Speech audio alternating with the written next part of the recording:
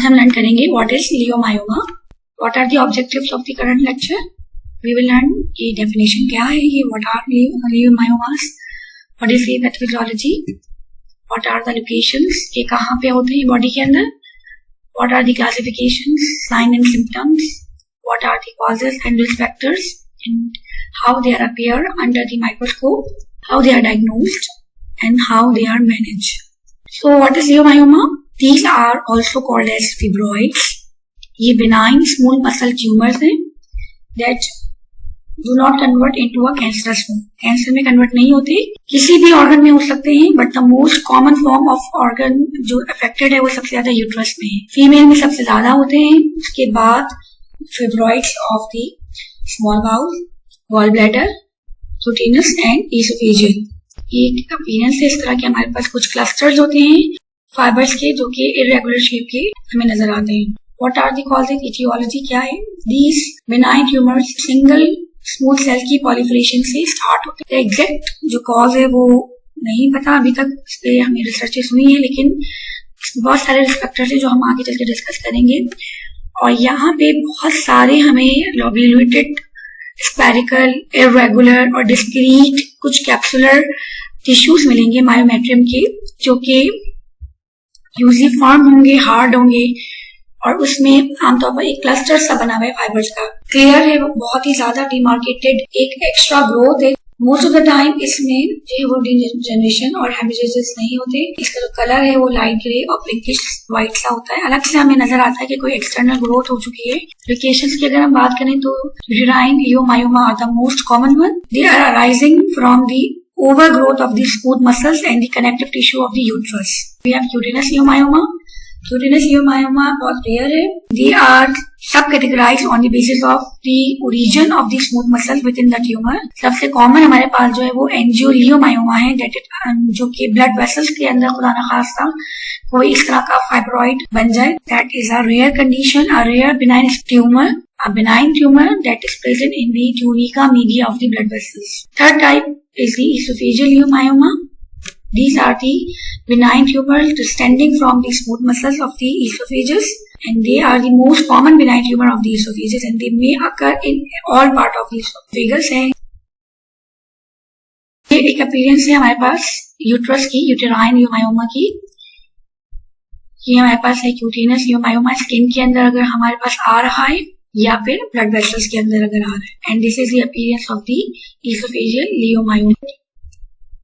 Classifications की बात करें, uterine fibroids are classified on the basis of their locations. Fibroids are originate from the serosal surface of the uterus, so they may be broad or they may have a pedunculated base, and they may be a intraligamentary uterine fibroids. दूसरा हमारे पास है intramural uterine fibroids. These are the most common type of fibroid. These develop within the uterine wall. अगर wall के अंदर है हमारे पास तो है intramural, और wall से बाहर है pedunculated है वो सब serosal. इसमें नॉर्मली क्या फीलिंग आती है कि जो यूट्रस की वॉल है वो काफी थिक है, यूट्रस का साइज वो लार्जर फील होता है। सम जो फिब्रॉइड्स होते हैं वो ट्रांसम्यूरल भी हो सकते हैं। इंट्राम्यूरल है means with in the mural layer, या फिर ट्रांसम्यूरल भी हो सकते हैं। These transmural fibroids may extend from serosal to the mucosal surface. Then we have submucosal uterine fibroids. These fibroids just under the lining of the uterine cavity can protrude out into the uterine cavity. Those fibroids that are responsible for the heavy menstrual bleeding. These are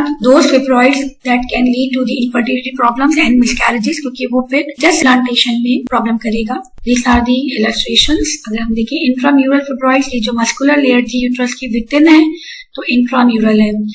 सब सिरोसल है means के थोड़ा सा बाहर, ये जो हमारे पास सिरोसल layer है उसके अंदर हमारे पास ये आ रही है, बाहर को ये टच कर रही है सिरोसल लेयर को, so that's why they are called, we call them as subserosal fibroids. Then we have pedunculated or submucosal fibroid.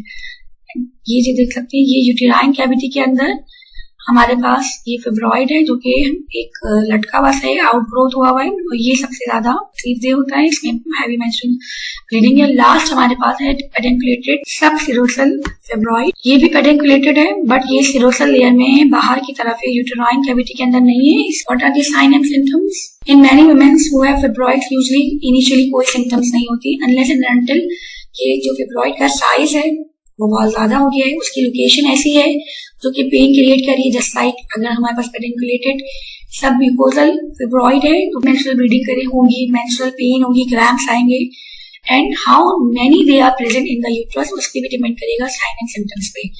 जितने ज्यादा फिब्रॉइड्स होंगे उतने ज्यादा सिम्टम्स आएंगे। So there may be heavy menstrual bleeding, there will be longer menstrual bleeding that lasting more than a week. There will be a pelvic pressure or pain in the abdomen. There may be frequent urination because of the pressure exertion, difficulty in emptying in the bladder, obstruction हो सकती है. There may be a constipation, there may be a backache, leg pains, anemia, fatigue. Anaemia इसलिए होगा क्योंकि there is heavy menstrual bleeding जिसकी वजह से blood loss ज्यादा है. When there is blood loss, more blood loss, there will be anemia. Fatigue, there may be a enlarged abdomen, anemia, backache, fatigue. So causes and risk factors, if we summarize them, so initially etiology wise अगर हम देखें तो कोई non cause नहीं है, and it is of mainly genetic origin that genetically a person is get their uterus, women get their uterus from their mother. So many fibroids contain change in gene that differ from those in normal uterine muscle cells. Hormones are the main activator जो कि growth में involve है. अगर oestrogen and progesterone एक normal हमारे पास hormones होते हैं that stimulate the development of normal uterine lining during each menstrual cycle, and these hormones basically play a vital role for the preparation of the pregnancy and for the normal reproductive life of the women. However, these hormones also promote the growth of the fibroid. Other growth factors like insulin growth factors may also increases the growth of the fibroid. Risk factors क्या हैं? If we talk about the risk factor, generation to generation race के हिसाब से कुछ families के अंदर ज्यादा ये प्रिवेलेंट है, हेरिडिटरी है. एज जैसे जैसे एज प्रोग्रेस करेगी टेंडेंसी इंक्रीज होगी. If the women is using oral contraceptives उसमें भी फ्लक्चुएशन होती है हार्मोन्स की. अगर ओबेसिटी है, न्यूली पैरिटी ओबेसिटी है, बच्चे नहीं हुए हैं और फिर पेशेंट का वेट बढ़ रहा है, उससे भी फिर फिब्रॉइड. तो कॉम्पोजिशन क्या है माइक्रोस्कोपिकली अगर हम देखें, दिस इज वेरी इंपॉर्टेंट कि अगर हम इसको स्लाइड के अंदर आइडेंटिफाई कर रहे हैं, it comprises of smooth muscles connective tissues. Muscle fibres are non striated, इसमें हमें लाइंस नजर नहीं आएंगी. They are arranged in the bundles of various sizes that run in multiple directions. ये डायरेक्शंस मल्टीपल है. जो इंडिविजुअल सेल है वो स्पिंडल शेप है, लार्ज स्पिंडल शेप इसमें पाए जाते हैं and have a elongated nuclei. The size may vary, but the common characteristic is that they are spindle shaped cells.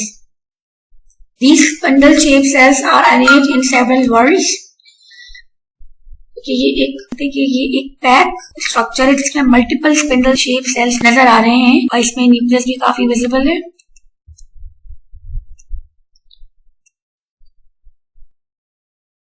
This is at higher magnification. आप देख सकते हैं कि यहाँ पे एक क्लस्टर से बने हुए हैं यूटेराइन फिब्रॉइड्स के, और अगर हम हाई मैग्निफिकेशन में देखें तो इसमें बाकायदा आपको स्पिंडल शेप सेल्स नजर आ रहे हैं.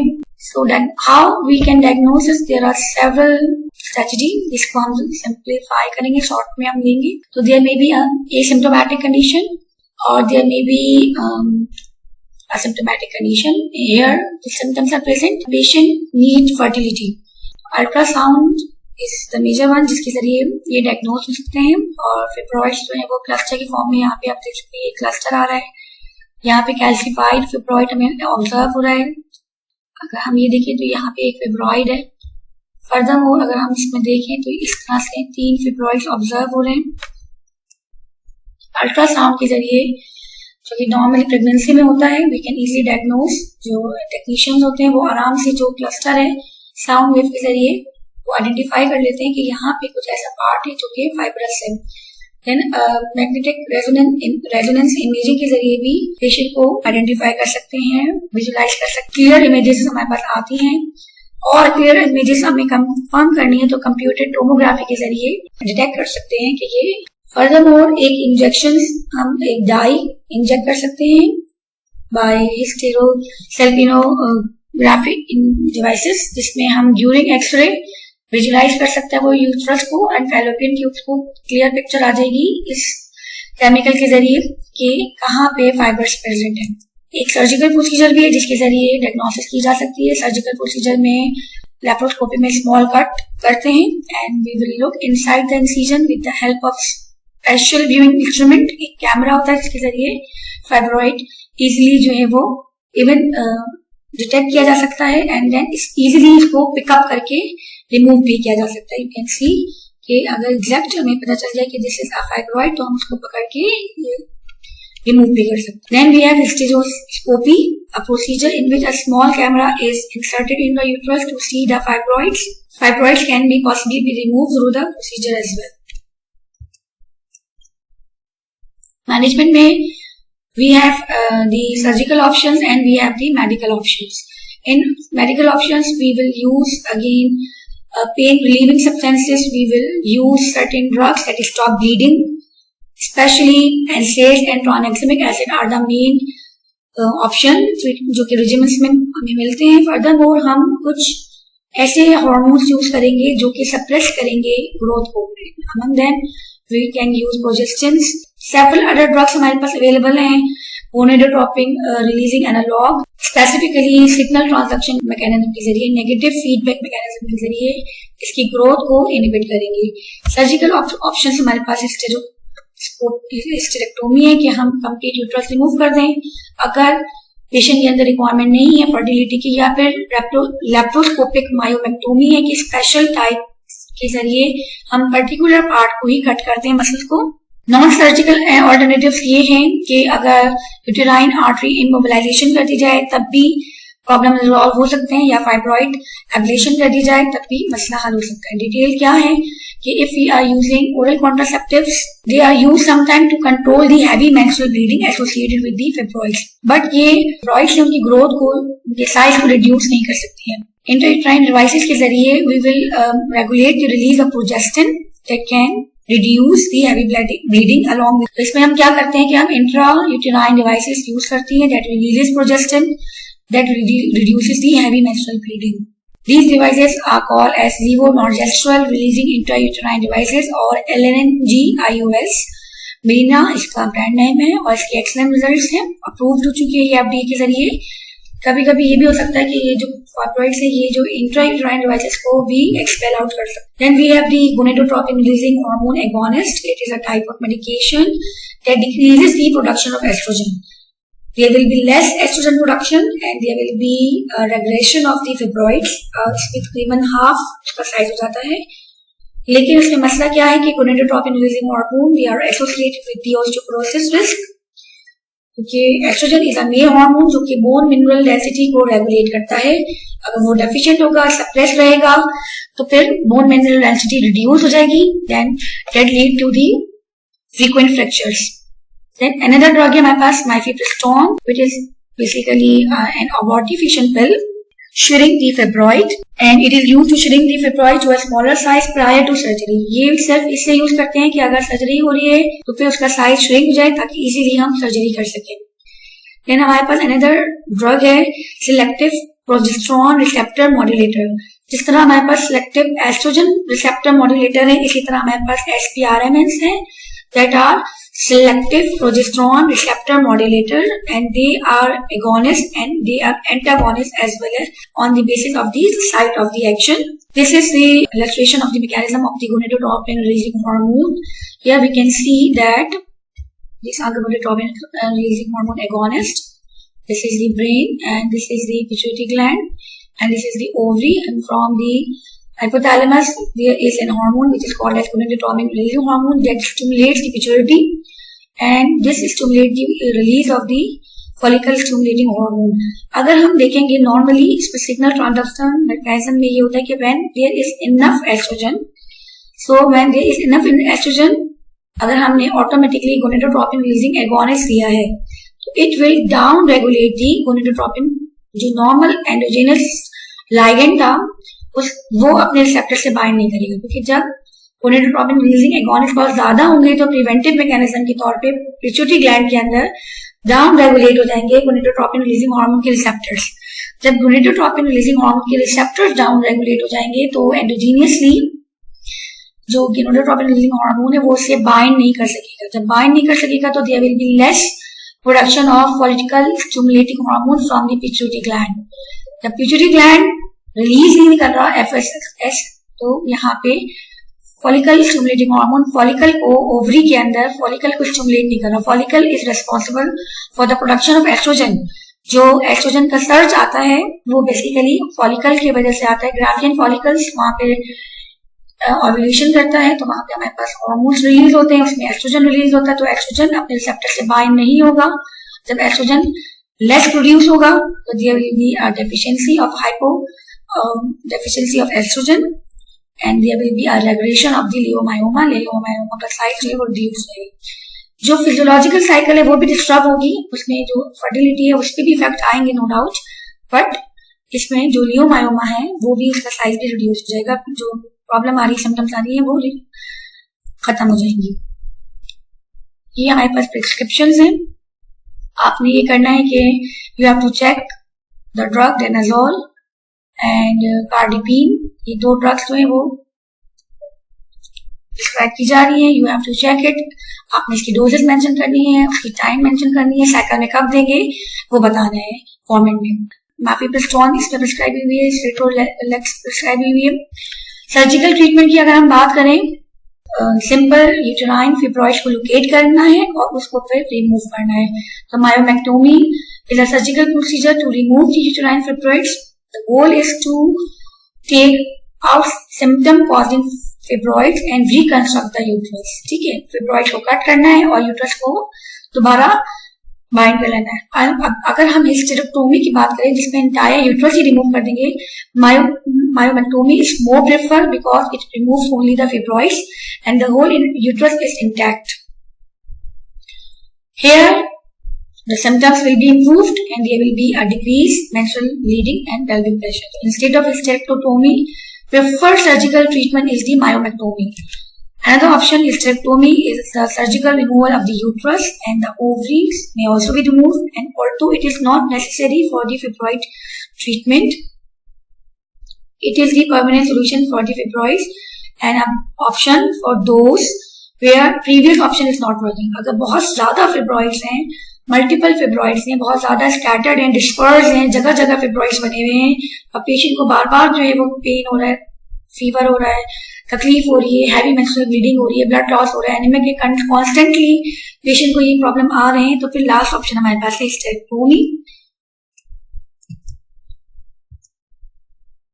नॉन सर्जिकल ट्रीटमेंट्स में हमारे पास है magnetic resonance guided focus ultrasound, जिसमें ये नॉन इन्वेसिव प्रोसीजर है। We will using the high intensity ultrasound waves to heat and destroy the uterine fibroids. ये न्यूअर प्रोसीजर है which is also called as a thermal ablation procedure.